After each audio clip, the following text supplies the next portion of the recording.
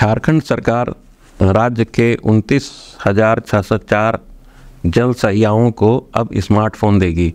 यह स्मार्टफोन इसलिए दिया जा रहा है क्योंकि राज्य सरकार सघन व्यवस्था के तहत मार्च 2024 तक हर गांव में हर घर नल जल योजना को पूरा करना चाहती है और स्वच्छ भारत अभियान के जो आंकड़े हैं उसे झार जल मोबाइल ऐप पर अपलोड करना चाहती है। तो इसी सिलसिले में लगभग 36 करोड़ का स्मार्टफोन इन जल सहियाओं के लिए राज्य सरकार खरीदने जा रही है। इसकी निविदा की प्रक्रिया भी शुरू हो गई है। रांची पश्चिम प्रमंडल की ओर से 36 करोड़ रुपए का स्मार्टफोन खरीदने के लिए निविदा प्रकाशित कर दिया गया है। यानी 29,604 जो जल सहिया हैं उन्हें 12,000 रुपये का एक स्मार्टफोन दिया जाएगा, जिसकी स्टोरेज कैपेसिटी जो है 3 GB रैम और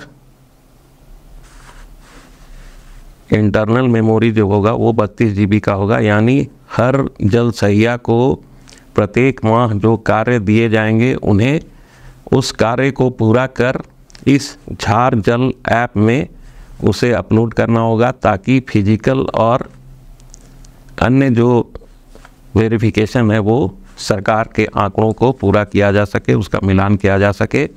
राज्य सरकार ने इससे पहले कैबिनेट की बैठक में इसे मंजूरी दी थी, अब उसे पूरा किया जा रहा है। जल्द ही जल सहियाओं को 12,000 रुपये का स्मार्टफोन दे दिया जाएगा।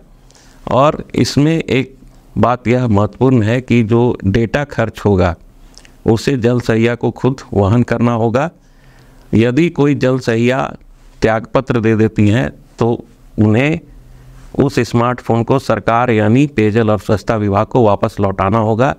बताते चलें कि सरकार ने 12,000 करोड़ रुपए की निविदा हर घर नल जल योजना के तहत निष्पादित करने का निर्णय लिया है। इसके तहत 10,000 करोड़ से अधिक की निविदा को अंतिम रूप दे दिया गया है और अब संवेदकों द्वारा एग्रीमेंट की कार्रवाई की जा रही है।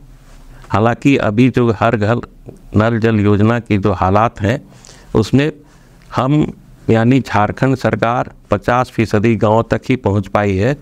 मार्च 2024 का टारगेट केंद्र सरकार ने दिया है, यह अचीव कर पाना पूरी तरह मुमकिन नहीं लगता है। इसमें अभी और 2-3 साल का वक्त लगेगा। लेकिन जिस तरह सरकार की तैयारियां हैं उससे अब जल सहिया को एक्टिवेट किया जा रहा है।